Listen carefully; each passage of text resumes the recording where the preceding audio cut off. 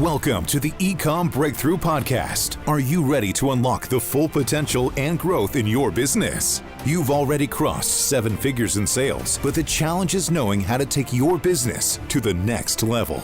Join Josh Hadley, an 8-figure Ecomm business owner and investor, as he interviews highly successful business owners. Get ready, because you're going to learn specific actions you can take today to help your business reach its full potential and leave a lasting impact on the world. Welcome to the Ecomm Breakthrough Podcast. I'm your host, Josh Hadley, where I interview the top business leaders in e-commerce. Past guests include Kevin King, Stephen Pope, and Roland Frazier. Today, I'm speaking with Steve Yates of Prime Guidance, and we're going to be talking about a lot of different levers that you can be pulling in your business to increase sales and grow to that 8 figures and beyond. This episode is brought to you by Ecomm Breakthrough Consulting, where I help 7-figure companies grow to 8 figures and beyond. If you've hit a plateau and want to know the next steps to take your business to the next level, then go to ecommbreakthrough.com. That's Ecomm with 2 M's to learn more. Today, I'm excited to introduce you to Stephen Yates. He is the CEO and founder of Prime Guidance. Steve developed well-rounded expertise working for multi-billion-dollar Fortune 500 retailers such as Amazon, Dick's Sporting Goods, and eBay Enterprise prior to founding Prime Guidance and All Industry Consulting. With 30 years experience in retail management and 23 years experience in e-commerce, Steve and his team provide companies with strategic advice and innovative solutions that are based on real-life experience working for industry-leading retailers. He helps companies grow faster, smarter, and more profitably by providing advice, mentoring, and coaching for today's busy executives. So welcome to the podcast, Steve. Thank you, Josh. Thanks for having me. Well, you've got quite the bio with a lot of experience, and so I'm super excited to have you on. I know you don't love to necessarily be in the limelight and have that spotlight cast on you, but I think I'm excited for today's episode because you do have a wealth of knowledge that is really going to help our listeners. Prior to jumping and hit on the podcast and hitting the record button, we had a great conversation that already spurred some ideas for my own brand in just our brief conversation, and so I know our listeners are going to take a lot of actionable advice away from you today. But Steve, why don't you just dive in and tell us a little bit more about Prime Guidance? What is it? And then the role that you play there and how it came to be. Sure. So I'm the CEO of Prime Guidance, and Prime Guidance came about in 2014. I was at Amazon, and several colleagues had asked me to start consulting for them, and it was just a great fit. What I realized was I really enjoyed consulting. It made a lot of sense for me because I'm a fixer guy. I love challenges. I love creative thinking outside of the box, and growing businesses. So when I started looking at other consultancies, first off, I found that most weren't actually consultancies. They were agencies, and those agencies did things that were typical of agencies, which I didn't think necessarily were very client-centric. Amazon taught me that it has to always be all about the customer. And I didn't, when I thought about would I want to hire an agency, I didn't necessarily agree with the fact that I would be locked into a long-term contract, charged a percentage of revenue, or even worse, ad spend. And a lot of times they had a real strong person at the helm, but all their staff was either low-level staff that were only book smart and didn't have real-life experience, or they were overseas and you really weren't paying for the level of professionalism that you thought you were getting. So I determined that I was going to do something very different and found a true consultancy, someone that would truly act as a partner with our clients, help them grow their business in whatever way was good for them. So typically these engagements start with actually coaching them, guiding them week by week. What should you be doing this week in your business, and how do you grow it? And then over time, we learn what they're good at doing themselves, what they have the resources and skill sets to execute on their own, what they need some help doing. And at that point, we're able to then layer on those levels of support. So if they need us to run their ad campaigns or optimize content or do full service management, we can do those things. But our methodology is always, it's better to ingrain their team and change their DNA essentially to make them e-commerce and marketplace experts than to just outsource everything. So that's always our first and foremost focus. And then we'll just fill the gaps wherever it's needed. So since that point in 2014, we haven't advertised. All of our business has come through word of mouth advertising because we do good work and our clients tell others. So it's been a fun ride, and we've helped hundreds of clients, over almost 500 clients since we founded the company. And even though all of our engagements are month to month, people stay with us for years because we truly act as a partner and help them grow their business. So it's a much different model than you're probably accustomed to. Yeah, I think that's what's really interesting is that you're different than the typical agency. I think so many people, there's a lot of Amazon agencies out there. And what they want to do is they're like, you just hand over the keys and we'll kind of take it over for you, right? We'll manage your ad spend and we'll charge you a percentage of revenue from all of this, or we'll do full account management. But they're juggling multiple clients at the same time. So what you're doing specifically is you're telling, I guess, other businesses, to make sure I understand you correctly, come to me with your existing team. Let's have these conversations. Let me point out some gaps, and let's even train up or coach your team so that they can start executing these strategies rather than, hey, yeah, don't worry about hiring your own team or having having people do that yourself. We'll do it for you. Like, you're trying to kind of push and help grow those businesses rather than trying to absorb and do it all for them. Is that? Yeah, it's not uncommon for us to even help them devise their job descriptions and determine their roles and responsibilities. And then we can fill in all the gaps while they're building their team. But ultimately, my belief is that's really where you're going to see success. If you believe that Amazon and marketplaces in general should be a strategic part of your overall growth strategy and your overall business mix, then why not invest in it? And why not really know what you're doing versus trusting someone blindly to run it for you? To me, that just never sat right. And who wants to be locked into a long-term contract too? So literally, as your business grows, your needs change. We change with you. So, if someone leaves the company and now all of a sudden you need an interim leader, we can fill the gaps for that. If you need someone to run the ad campaigns till you hire someone to do that, we can do that for you, or create content, whatever it is. But the key is it's all about developing your team, instructing them on what they should do, how they should do, how they should analyze the business, how they should be thinking about future growth strategies and so forth. And then, basically, how can we help, essentially? It's a great partnership that, and once we grow one channel, we just help, okay, where can we help you next? We got really far on Amazon. Let's move to Walmart. Let's move to international. We're here to help however we can. Awesome. So you help obviously with Amazon, but do you also help them with other sales channels such as Walmart, even Shopify? Is that something that you do then is expand that? Yeah. So we become kind of like a holistic commerce partner, I would say. So we're like, for example, one of our clients, they had a dilemma on how they should structure promotions for Thanksgiving through Cyber Monday and so forth. And I actually recommended that we do a lesser promotion on Amazon than their e-commerce website, because I felt that was actually a better play, because they could do some fun creative promotions on their own e-commerce website that they couldn't do on Amazon, like buy multiple different products or something. That's not feasible on Amazon very well. And I want to make sure that there's always a little bit of a benefit for the VIP customers you have, where you have a direct relationship, you can email them and so forth, as to where if we were a typical agency that gets revenue on Amazon, I wouldn't think holistically about what's good for their brand. I would think about what are we going to do to drive our own revenue, because I've got revenue at stake. That's not really a good place to be. So yes, we can help with Shopify to some degree, but really we specialize in marketplaces. So Walmart, eBay, any marketplaces throughout the world is where we specialize. I love that. And Steve, what does your kind of, I guess, agreement look like with brands? How much do you typically charge, or is it kind of like, hey, everybody's different? and the engagements are different. And it's kind of like custom tailored for people, just so people have an understanding of like, this is different than the normal agency experience.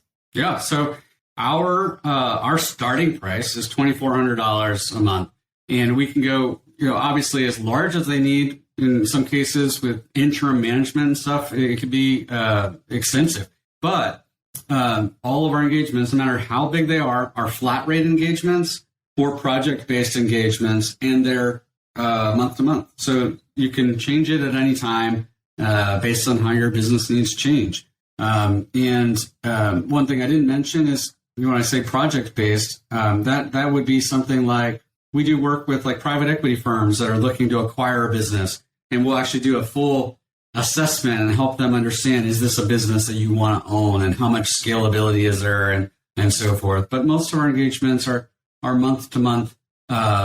Simply, what do you need of us this month? Here's how much it's going to cost. There's no surprises, and we don't nickel and dime people or anything like that. Cool. No, I love that structure. It's also cool that you're working with a lot of private equity firms that are coming to you. So to say the least, you're getting a peek under the hood of a lot of great businesses, maybe some that need help, but also some that are, poised for exit. And you're seeing what's working there, or identifying the gaps of what can be improved for the next team that's going to acquire that business. So this is going to be an amazing conversation. One of the first questions I want to ask, just kind of selfishly for myself, because we're looking to expand onto different channels right now. Our business, we've grown to 8 figures just on Amazon alone, but we are looking to, is it time to explore or double down more on Walmart, eBay, Wayfair? Do we try to get into Target? Do we go international, right, and start shipping stuff into Canada, Mexico, the UK, etc.? So my question to you here, Steve, is what kind of sales lift do you see from those different marketplaces, right? Like, what do you estimate as, hey, you go to Walmart, best case scenario, you're probably looking at a 10% lift. eBay, maybe it's a 2%, so on and so forth. Yeah. So it's a very tricky question because I've seen it wildly different. So if I had to put a rough assumption across a lot of different categories and product lines, I would say Walmart is the very next marketplace you're going to want to focus on outside of Amazon. And by the way, don't do it until you're, what I like to say, 80 to 90% optimized on Amazon.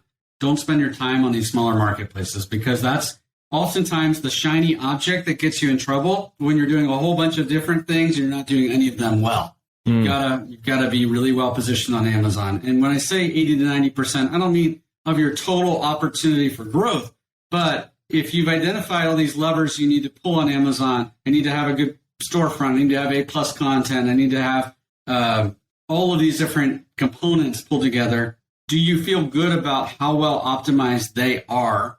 And are they in place 80 to 90% of where they should be before you start migrating to another marketplace? Because if you don't, you're essentially lifting and shifting a catalog that's not optimized to another marketplace. And now all of your optimization efforts are going to be that much harder because you're doing full optimizations across a whole bunch of marketplaces. That's always a risk. I would say Walmart is probably in the neighborhood of 10 to 20% of the Amazon business. And eBay is probably in the neighborhood of 10%, maybe 5 to 10% of the Amazon business. But it really does differ quite a bit. I've seen some people that actually sell more on Etsy than they do on Amazon because their product is sought out after on that website. I've seen people that do phenomenal on eBay, even though eBay is, not growing. It just so happens that their customers there. And that's why it goes back to analyzing where your customers spend their time and money and make sure you're present there. Do it in the right order, but ultimately make sure you're present there. And where you go next is not a cookie cutter answer. Just because everybody else goes to this next Walmart next, or eBay after that, or whatever, doesn't mean that's the right cadence for you. So take a step back, think about your product, your customer. Where should you be? And to piggyback off of that, let's say there's a lot of brands that have been able to, build their entire brand on Amazon, but really haven't spent much time, or they haven't even thought about creating their own D2C website, right? Whether it be on Shopify, WooCommerce, etc. When do you recommend brands, open up that D2C, their own website? How important is that in this overall strategy? Because as you know, like, that is a beast in and of itself, and having to babysit yet again, kind of another channel that this one's your own. So I actually recommend an e-commerce store on, like, for example, Shopify. It's easy platform. It's inexpensive. I would recommend that really early on. Like, that should be launch on Amazon and launch on your own e-commerce website in pretty good cadence together. And the reason being is it's multifold. One, if you're planning to sell the business, now you're not just an Amazon seller. You are a brand with multiple sales channels. You're also able to then capitalize on the customers that go to Amazon, say, I never heard of this brand before. I wonder what they are, what they're all about, that end up going to your e-commerce website to learn more. Well, now you've got them cookied. You could have a pop-up modal to capture their email address. Those customers are going to be more valuable because those become the loyal brand customers. And then there's ways that you can deploy with QR codes and stuff to say, hey, register your extended warranty here, or learn how to assemble this here, or find recipes how to use it here, or whatever. Give them a reason, some sort of a helpful type of content or program that would be useful for the customers, that you ultimately get them to your website. And before they leave the website, I recommend a pop-up modal upon exit that hopefully is allowing you to capture their email address. And the more you can stay in touch, keep your brand front and center, the better. So to me, even though you're not going to get a lot of sales velocity out of it, it's the right cadence to set yourself up for taking advantage of something that otherwise would have been lost. Yeah, I think that's great advice, and a good recommendation for anybody. I think that especially if you're trying to establish a brand, I think there are a lot of people that go onto Amazon and then they go search for your website off of Amazon. We all talk about, product inserts and how do I capture the customer's email address once they purchase a product? Yes, that's good and important. But imagine being able to capture people's email addresses that simply looked at your Amazon product and then they go take a look at your own website, right? Imagine building an audience there of warm leads for your own. And not many people talk about that. So I love that you brought that up, Steve. And by the way, Shopify is so easy that it doesn't have to be this expensive endeavor. I had a client once that was paying $300,000 a year for Magento, and because it was kind of a mess, and she was just throwing more dollars into development to fix problems that they messed up the first time. And I said, why are you doing this? Shopify can get you 95% of where you're at with 1% of the cost. And she actually launched it herself. This was a CEO and founder of Scrappy. She said, you know what, you're right, let me try it. And in one weekend, she launched her Shopify website. And that's the platform she was on, dropped the $300,000 expense. And it doesn't have to be the most robust. It just use a standardized template, fill in the imagery, use standard features to get out of the gate. And then as your business grows, you invest more and more into refinements. Cool. No, that's great recommendation and good advice. So, Steve, you mentioned earlier, before people really start exploring other sales channels, if you've built a good-sized business on Amazon, make sure that you've optimized or you've pulled, 80 to 90% of the different levers. You've maximized the different levers you can pull on Amazon before you start going into these other channels, which I love that thought process. I think that's important. But Steve, can you give us a list of the levers that people can pull on Amazon that can influence sales and help them grow their brand? Yeah, so I don't have a list of those levers off the top of my head, but I don't have a list in front of me or anything, but off the top of my head, I would say the key levers is your product page fully optimized? And that's a multi-part lever, essentially. Do you have infographics? Do you have, and I'm kind of looking top of the page down, do you have an optimized title? Do you have a video? Do you have a brand story? Do you have A+ content? Are you using any pricing and promotional strategies, coupons, sale prices, promotion engine?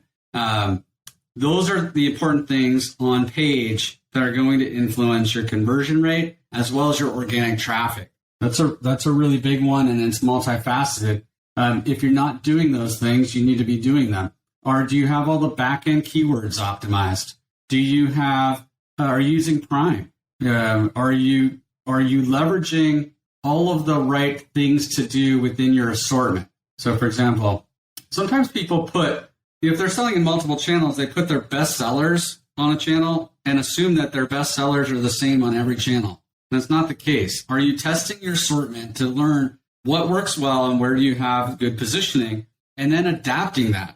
Could I come up with a smaller size, bigger size, multi-pack? Should I have new products that I'm bringing to market? Those are all things to consider. Am I advertising? And within advertisements, am I doing all the right types of advertising? Sponsored product ads are the no-brainer. You've got to be doing that. It used to be optional on Amazon. It's no longer optional. You've got to essentially participate in advertising, because if you're not defensively participating, your competitor's going to buy ads against you. And if you're not offensively advertising and your competitors are, there's a good chance that is going to help them grow at a faster pace than you. That means more reviews for them, more traffic, more sales, higher ranking. You've got to participate in it. But are you doing all the different types of advertising? Are you using sponsored brand ads, sponsored display ads, and so forth? All of those would be considered levers. Are you using different programs that you should be leveraging on Amazon? So, for example, Amazon has a program called the Amazon Attribution Program, and within there is a program or an option that you can sign up for called the Brand Referral Bonus.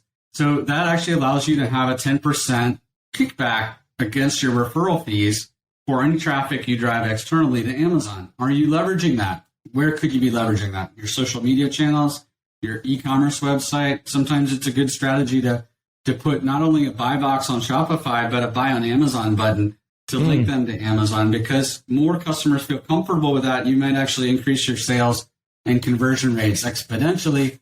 And yes, is it maybe not as optimal, but at least it's only a 5%. If it's a 15% referral fee category, you're paying 5% instead of 15%. So it really helps augment that. So there's a lot of different programs that you can be leveraging on Amazon. If you're small and lightweight, are you using the FBA small and light program? Are you in all the betas that you should be in that Amazon offers for advertising and different programs? Do you have a brand store? Are you using Amazon Posts? The Amazon Posts is a free form of advertising that anytime you're doing a social post on Instagram or Facebook, you should definitely be posting that on Amazon as well. It helps you gain followers. The more followers you have, are you sending customer engagement emails? These are all things that add up, and they should all be done in the right cadence. But if you're not pulling all of these levers, you're missing something. Just be careful you pull them in the right order. A little bit of advice is don't drive a lot of traffic, whether it's external or internal, on product pages that aren't performing well. You've got to focus on, what I like to say is, first focus on talking to the algorithm so I can get exposure. So did I do all of the thorough keyword research, and did I incorporate that appropriately? And then how do I optimize it for conversion? And once that has proven that, okay, now I'm getting the traffic and conversions, that's when you start doubling down on the advertising. Yeah. So everything needs to be done in the right cadence. I absolutely love that, Steve. And I don't want to cut you off there, because I think that is the next step that I think is extremely important. And you were just diving into it, right? Is what is the correct cadence? And I think first and foremost, you're saying, make sure you've optimized your listing page first before a lot of these other things are, how do we send more traffic to our listing, such as PPC or, the engagement emails from Amazon or posts and all of that stuff. it drives more traffic back to the listing. But if the listing is having issues and your conversion rate is not good, well, you're just further compounding the issues here. So yep. Steve, I think what will be important is like, how do people know, like, hey, is my conversion rate at 5%? Is that a good conversion rate, or is 15% good? Like, how do brands know if their conversion rate is good? Because it changes for every product category, right? Yeah, it really does. So it's important to measure as much as possible against your peers in your category. Now, not all of that's available. There are some tools that Amazon provides, and there's external tools that provide estimates. But the most important thing is looking at one thing you can gauge is your product, your referral fee. Your metrics across all of your assortment. At just looking at that data without any external data, oftentimes we can see where the problem lies. So, for example, a company comes to us and says, "Hey, our business is down. We don't know why." Well, what did you find from looking at the metrics? And the most typical answer is, "I don't know what you mean by that. I don't know why." Well, are you seeing a decrease in traffic? Okay, well, are you noticing that traffic is organic or paid? Are you decreasing in one of those two areas? Are you seeing click-through rates get lower? Meaning customers, for whatever reason, you don't look as compelling on the search result page because maybe your competitor has a better price or they've got a better image or title, so people aren't clicking in to your products as much. Is it the conversion rate? What is the data telling you? But typically, if as I mentioned with the click-through rates, that means generally you've got a problem with one of only a few levers. You've got an issue with your main image, your title, your price, or really, I guess it's those three. It could be promotions, also could have a play there. But once you land on the page, if they're not adding products to their cart and checking out, what is it about my product page that's not convincing the customer to move forward? Am I not telling them everything they need to know? Is it not compelling enough? Am I saying something wrong, something that's off-putting? Oftentimes, it may look visually compelling, but if you're not telling them something that's important in their decision-making process quickly and succinctly, then they're just backing out. Amazon paid customers are impatient. You need to, in a matter of seconds, portray what is it about this product that is the right fit for that customer. And if you miss one of those, you're out. So taking a step back, even sometimes asking peers and say, "Hey, what would you need to know to buy my product? These 5 things. Okay, let's look at these things. Are they easily understood? Actually, this one's not understood." That is a problem to diagnose why I'm not converting, and you've got to improve those levers. And one of the things I would suggest there is infographics should be used because so much of the traffic is on mobile.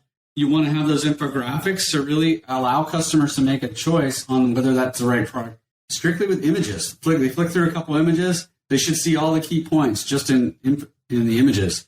Make sure you have a video because Amazon quotes a 3.6 time increase in conversion rates when Amazon customers watch a video. So not everyone's going to watch it, but when they do, you have your chance to really sell the product. A+ content, it doesn't help from an organic perspective, but it has a big impact on customers' impression of the product. And sometimes people get in a trap of trying to go after the fancy modules versus the ones that actually are going to portray those points succinctly. So it's got to be a balancing act, but the data will essentially tell you what the problems are and what you need to fix.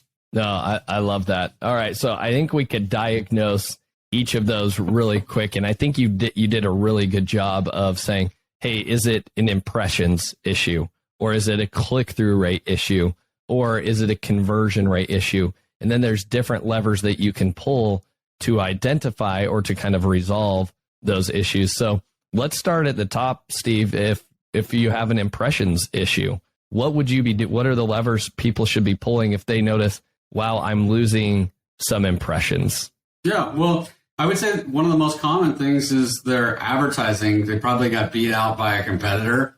and they're no longer winning the same number of ad placements they were before if their impressions have dropped drastically. So it could be that they are not adjusting their bid amounts and getting the paid traffic, but it also could be that something's changed algorithmically that Amazon is, basically suppressing some of their search terms. So I would use an index checker like Helium 10 to see are all my terms on my page being indexed appropriately, and look at ranking. Are you tracking the ranking for your top search terms? Do you see ranking declining, and why? And start investigating who's winning the ranking. Why am I no longer performing on this front? That's the kind of stuff that I'd be doing first and foremost. Yeah. What do you do when you're losing ranking? Because I think it kind of correlates with your conversion rate might be low, right? And so you're starting to slowly drop there. Let's say you are losing organic ranking. What do you do what's your first steps there to try to resurrect that? Yeah, it could be a subtle ranking decrease or a drastic ranking decrease. And I think that depending on how that looks, your levers and what you do may change. But one of the things I would do is say, okay, if I was Amazon on that particular term, do I paint the right picture for the algorithm? For example, I may only need to put that term in the title, bullet points, description, or somewhere, right, to be ranked. But if I have it in one placement only, am I telling Amazon that this is really what I'm selling or not? Because sometimes you might put something that says works with an iPhone in one placement. Well, Amazon knows that it's not. It may not be an iPhone if it's just referencing that. But if you say iPhone in the title, iPhone in the bullet points, iPhone in the description, you're saying this is something that either is an iPhone or works with an iPhone, and Amazon sees that more clearly in their algorithmic decision making. If it's only listed one place, they think it could just be a sporadic reference to something. So make sure you're painting that picture and that you believe that you've overcome any potential concerns there. Next, I would say, like you said, it could be the conversion rate issue. It could be that conversion rates have dropped and now my sales velocity is impacted. So I'm just not getting the same velocity that's going to give me that ranking. Look into that, and it could be that you made a recent change on your page. It could be that, what I find is that a lot of times people make changes based on their emotions or feelings, like, oh, I know this is going to work better. Don't do that. And use Amazon experiments to test. You can test the main image, you can test the title, and you can test the A+ content. Don't change a bunch of things at once. Change one thing at a time, put it in experiments and measure and think ahead. Don't wait until fourth quarter to test. Test prior to that so you can put your best foot forward during the peak seasons. And there's third-party tools like Splitly and stuff that you can use to test alternate images and other components that Amazon doesn't allow you to test. But a lot of times it's kind of self-caused, or they made a change and now Amazon re-indexed that listing and thought it's not what we thought it was originally, and they did no harm. So always save every single category listing report or item setup template. Keep a master of that and always have all of the past iterations so you can always quickly revert back should you ever need to. Or if you have copy changes, make sure you don't forget what that old copy was. Have that in a repository so you can easily revert back if need be. But there's a lot of things that could be happening. Obviously, your competitive environment is one of the biggest, right? Are your competitors selling it cheaper? Just because they clicked into your page doesn't mean they didn't already see your competitor. If your competitor looked more compelling and is priced better than you, they could click in your page and actually not do. You might be coming across just as well, but they're comparing you to someone else that looks better now. So are you paying attention to that? And maybe there's some price point fluctuations that have happened in the market that you need to adapt to. Yeah. I think the list goes on and on, right? And I think it's hard there's no cookie cutter approach, as you mentioned, but I think you listed out a lot of good levers. When it came to click-through rate, I think you did a good job. I think you summed that up earlier by saying, hey, with click-through rate, if you're seeing that down, work on your main image. It could be a component of price. it could be a component of maybe a coupon or something that you had on there. Go ahead. What else? And the title also, because title, especially if people are viewing it on mobile and you're not paying attention to how it's truncated, maybe one of the most important messages is now truncated and not even seen. So there's those are the main four components. Okay. And then outside of that, you have the conversion rate, which we talked about. And with conversion rate, what would be your quick go-tos to increase and boost up conversion rate? Yeah. So I would say the most impactful are going to be the infographics and the A+ content. I would also make the bullet points as easily understood at a quick glance as possible.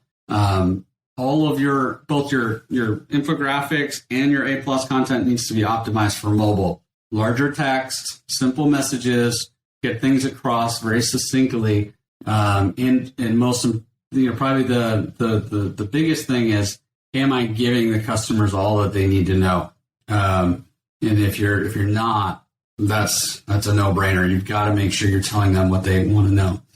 Survey friends, family, colleagues.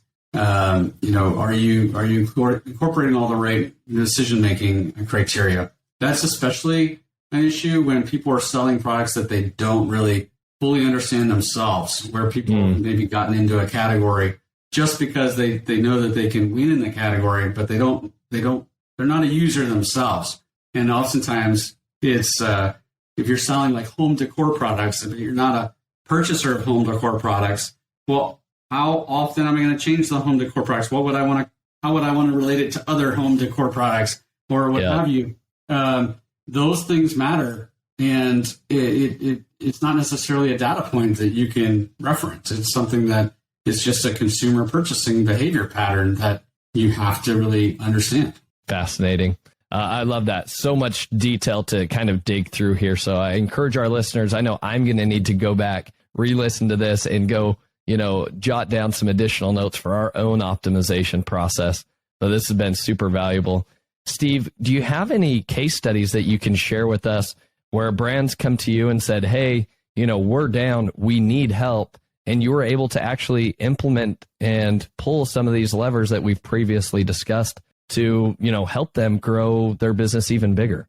Yeah. So I'll give you one example of a company that's doing about $50 million a year on Amazon, but they were down 10% year over year. And they were in a category that was now seeing a lot of newfound competition. The competition offered an inferior product, but what we found was that their product didn't have enough meat to why consumers should pay more. So when we first started working with them, we took a step back and said, okay, what's going on here? What does the data tell us?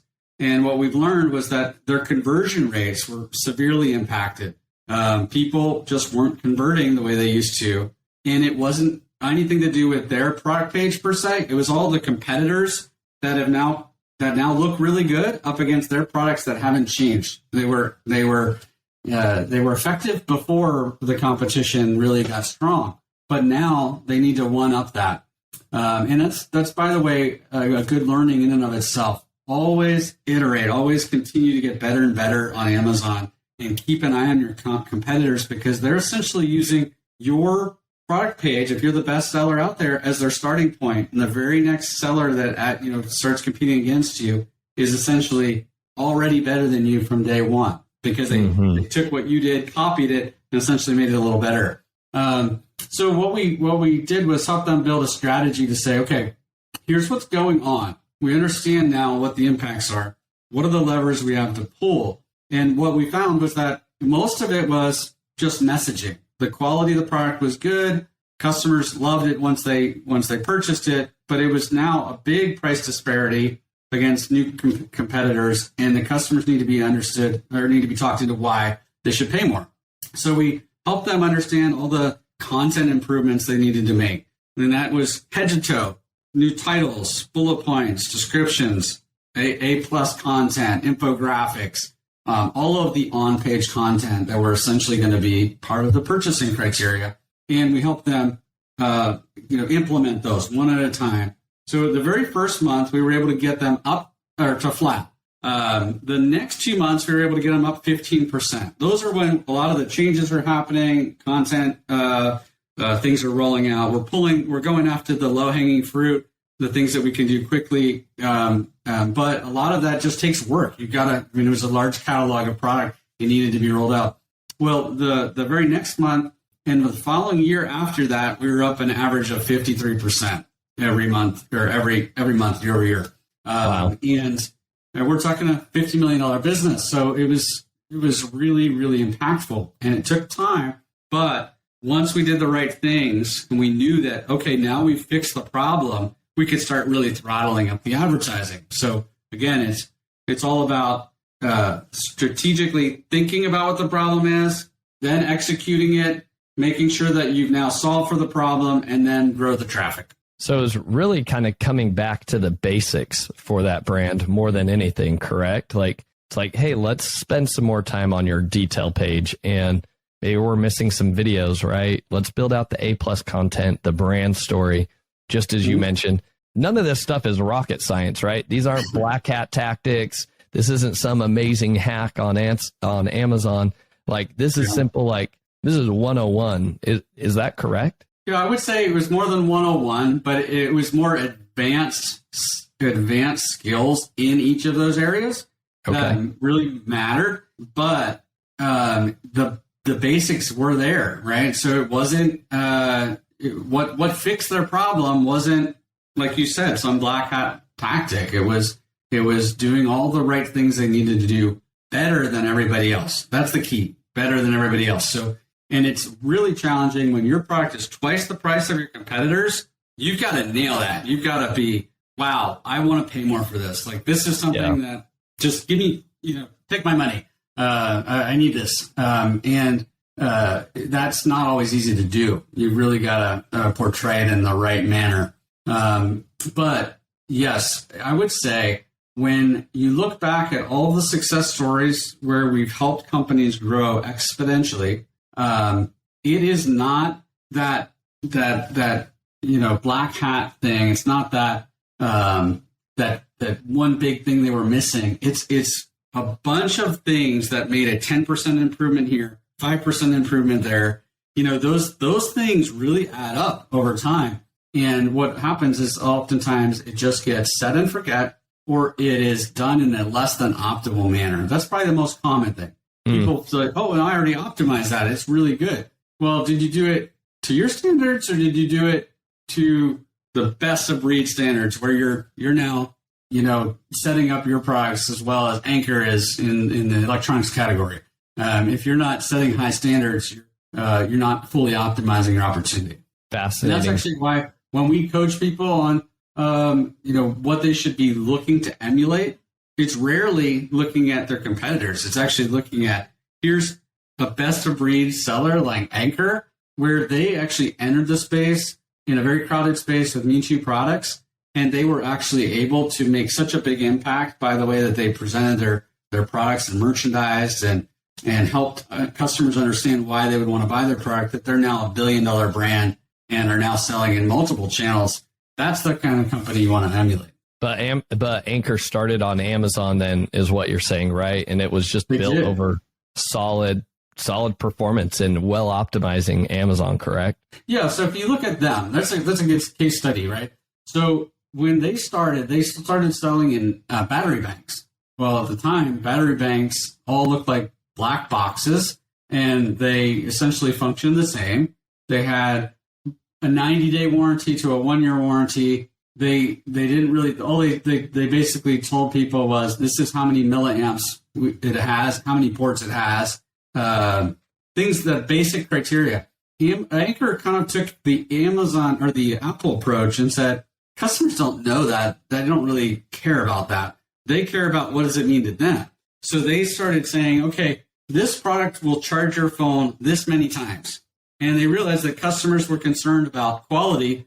So they added a bunch of safety elements. They did like a diagram showing it cut open so you could see all of the interior components that essentially were the same as our competitors, but they made it look like, hey, this is way more safe. I trust this more. Then they added a larger warranty. They went to an 18-month warranty. Then they incorporated little product inserts in their products so that when you had a problem with it, you reached out to them directly. You didn't contact Amazon. So it kept their return rates low, kept their reviews high, and they did just a lot of things that were just spot on. And I think I still to this day use them as an example. Now, actually, they're not as good today as they were before because they've gotten a huge assortment and the company's grown and they're not as well focused, but they're still one of the best sellers on Amazon and someone that you should definitely pay attention to. Awesome. I love that. And I want to go back to the earlier, mention that you had here. It's not just going with the basics, right? It wasn't 101 content optimization for this brand that you helped. Rather, you said it was more advanced, right? Maybe we're in the 301 course here. But you also mentioned like a lot of brands come to you and they're like, everything is optimized. We have good infographics. We have good A+ content, right? But when you take a look at it, you're like, no, like there's still room for improvement. So what That's is right. that? Like, can you kind of summarize, like, what are those advanced, like, content detail page optimization tactics where people have already got the basics, they've built out images, videos, A+ content? What are the advanced side of that people could be focused on? Sure. So it really depends on what the problem is with their particular product pages. But for example, infographics. We see a lot of infographics that they're too busy. They take too many points and they're not clear and succinct. Anchor does a great job with clear and succinct. Many competitors don't. They have a lot of lines with call outs and images that don't relate to what it is. Anchor says, hey, here's the main call out, and here's a picture that kind of visually portrays what that call out is. So it just kind of resonates in your head, and it's kind of an instant get. So oftentimes it's just kind of looking at it with a more critical eye and saying, you did it, yes, check box, yes, but you missed the mark in these ways. And that might be as simple as making font bigger. It may be as simple as changing the background imagery. Maybe as simple as rearranging the infographics to kind of sell them on the right, most critical components of the product. It might be the title that looks optimized, but the words are in the wrong order, or they missed something that was critical or something that's going to be allowing them to win. In the bullet points, it could be that, like, for example, we like to not focus on the feature, but focus on the benefit. So, for example, what does that mean to me? Like, let's say we use the Anchor example. It might be something like charges your iPhone 7 times or something versus 14,000 milliamps. That doesn't tell the customer what they need to know. So if you're adding the right things in the bullet points, but it's not the most important point is not clear, you miss the mark. Same thing with the A+ content. Oftentimes people use, like, for example, a lot of text on an image. Well, first off, don't use a lot of text. Keep your messages really clear. Try and use mostly visual elements there. Don't make it wordy. Make it very instant get. Make sure you have a comparison chart to be able, because if the goal is to get the customer to make that decision quickly, the decision may be that that's not the product they want, but rather than have them back out and find another, keep going through their search, you want them to say, oh, this brand actually has what I want. If you're not doing that, you're missing the mark. If you don't have a brand story, for example, and you're not able to qualify for A+, premium A+ content. If you don't have a brand story, you have no links to your storefront except for that little blue link at the top of the page. The brand story gives you that access to now say, look at all the product categories I have that you may not have thought of. So it's just a lot of things that we look at with a more critical eye, with a more advanced level of criteria on what we think is good. Yeah, I love that, Steve. Again, I think this is a podcast that people are going to need to hit repeat on, rewind a couple times, and jot down notes in a very detailed manner, because you've shared a lot of great content that's very actionable, right? I think everybody talks about, create better main images or create better infographics. But what you just shared is like, how do you make those infographics better? So thank you so much for kind of that mic drop, I would say, of just like, you left it all out there for all of us. So thank you for that. Now, before we wrap things up, I've got to ask you my final 3 questions. But before we get to that, I love to leave the audience with 3 actionable takeaways from each episode. Here are the 3 takeaways that I noted, Steve. Let me know if you think I'm missing something.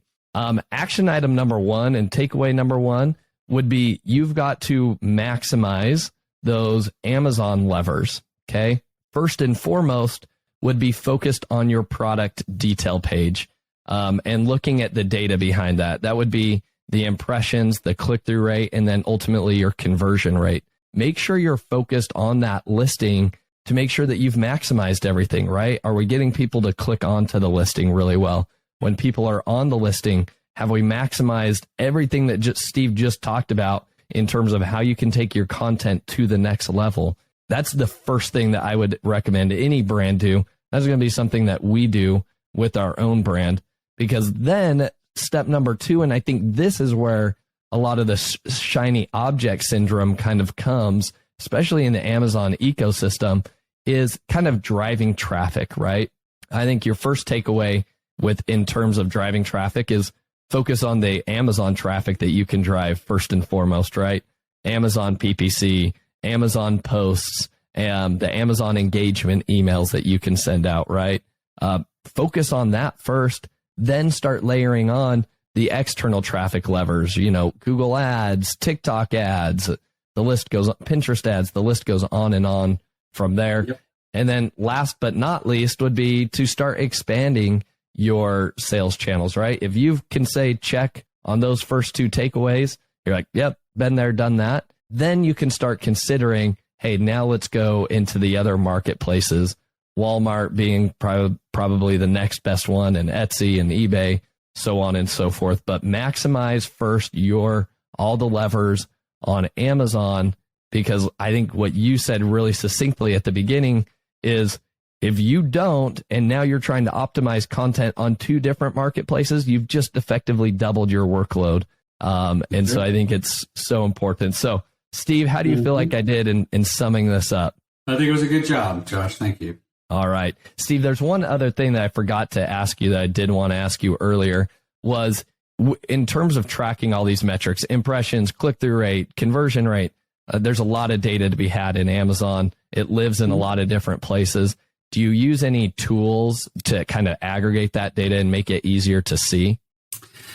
Yeah, so we use a bunch of different third-party tools, but I don't say any of them are most of them have a good snapshot of current state. What we generally do is export a lot of that information and look at it in our own Excel spreadsheets so we can see pattern trends over time. I think that's the most critical thing that people fail to do, is maybe now your conversion rate's at 15%, but a month ago it was at 18%. You may not actually pay attention to that, the fact that it went down.